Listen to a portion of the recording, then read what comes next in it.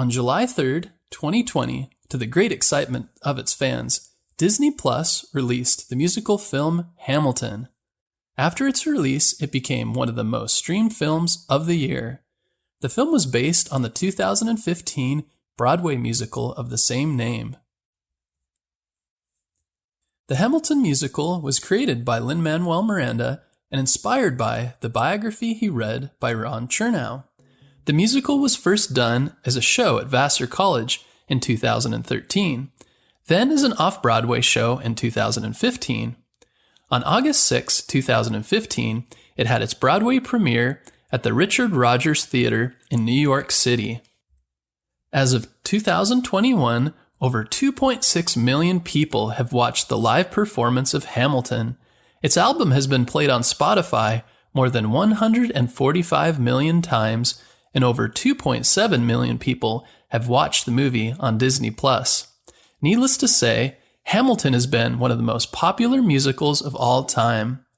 Whether you've seen the musical or not, today we're going to learn more about the life of Alexander Hamilton, one of the founding fathers of the United States. Alexander was born on January 11th, 1755, on the island of Nevis, which at the time was part of the British West Indies. Actually, there's some doubt about whether his birth actually occurred in 1755 or in 1757. At 13, his father had left and his mother had passed away from yellow fever, and Alexander and his brother found themselves as orphans. But Alexander kept going and took on his first job at an early age. He became a clerk at a local import-export firm that traded with New York and New England. James studied with a local carpenter, while merchant Thomas Stevens gave Alexander a home. Even though Alexander was only a teenager, he proved capable enough as a trader. He was left in charge of the business for 5 months in 1771, while the owner was at sea. He read everything he could, and later developed an interest in writing. As he read and learned about the larger world, he wanted to leave the island where he grew up. In October 1772, Hamilton arrived by ship in Boston and traveled from there to New York City. He lived with Hercules Mulligan, who helped Alexander sell cargo. This job helped pay for his education and living expenses.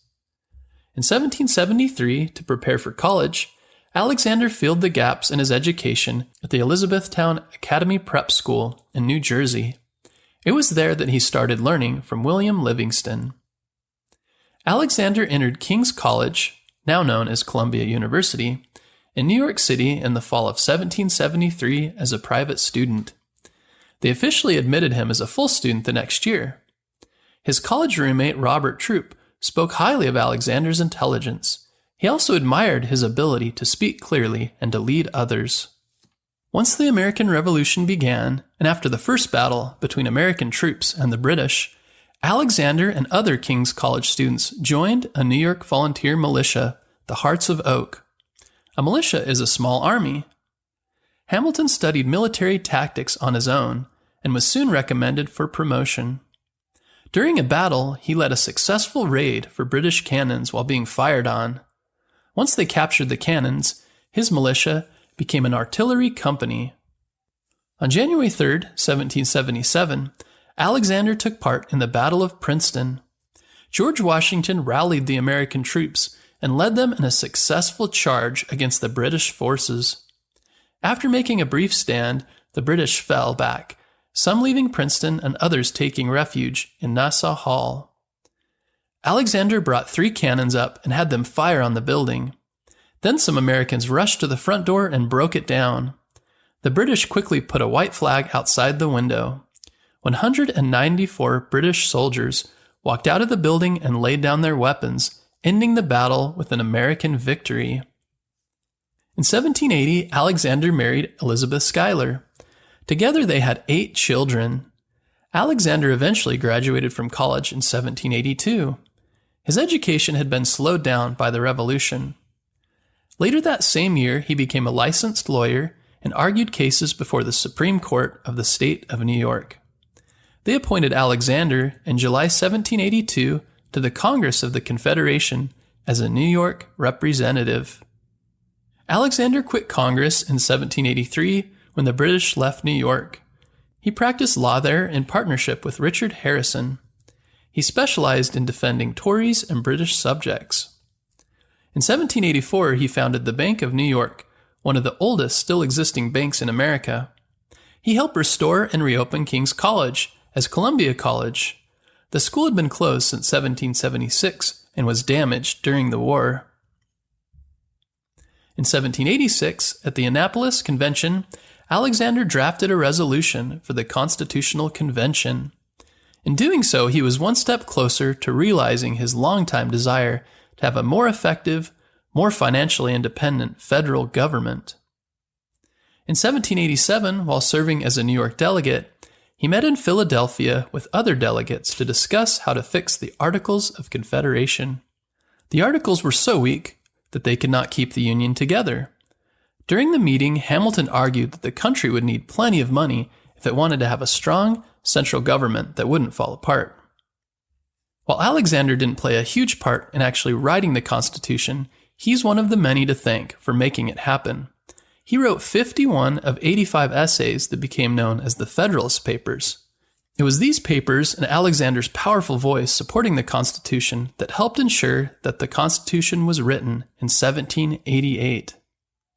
When George Washington was elected President of the United States in 1789, he appointed Alexander as the first Secretary of the Treasury. The nation was facing great foreign and domestic debt because of the expenses incurred during the American Revolution. Debt is when a country or individual owes someone else money. 2 years later, Alexander played a huge role in establishing the basis for the U.S. Mint. The mint is where coins are created for people to use. They created the mint in Philadelphia in 1792. The mint issued its first coins in 1795. There was a $10 gold eagle coin, a silver dollar, and fractional money ranging from 1/2 to 50 cents. Alexander stepped down from his position as Secretary of the Treasury in 1795, leaving behind a far more secure U.S. economy to back a strengthened federal government. Having a strong financial system, which included its own coins and enough money to spend, was very important to the success of the new nation. During the 1800 presidential elections, Thomas Jefferson and John Adams were running for president after George Washington stepped down. Presidents and vice presidents were voted for separately, and Aaron Burr intended to be Jefferson's vice president on the Democratic-Republican ticket, and actually tied Thomas Jefferson for the presidency. Alexander didn't love either candidate, but went with Thomas Jefferson, and this led to him beating Aaron Burr as the candidate for the party. As a result, Aaron Burr would be vice president. During his first term, Thomas Jefferson often left Aaron Burr out of the discussions on party decisions. When Thomas Jefferson ran for re-election in 1804, he removed Aaron Burr from his ticket. Aaron Burr then decided to run for governor of New York, but lost. Frustrated and feeling left out, Aaron Burr became very angry when he read in a newspaper that Hamilton had called him the most unfit and dangerous man of the community. Aaron Burr was convinced Alexander had ruined yet another election for him and demanded an explanation. When Alexander refused, Aaron Burr, even angrier, challenged him to a duel. Alexander accepted, though not happy about it. Alexander met Aaron Burr at the duel, which began at dawn on July 11, 1804, in New Jersey. When both men drew their guns and shot, Alexander was severely wounded, and his bullet missed Aaron Burr. Alexander was brought back to New York City, where he died the next day on July 12, 1804. His grave is in the cemetery of Trinity Church in downtown Manhattan, New York City. His wife, Elizabeth, went on to survive him by 50 years and spent much of her time researching his life and writing about his legacy to share with others. She also founded an orphanage in memory of Alexander, who was an orphan himself.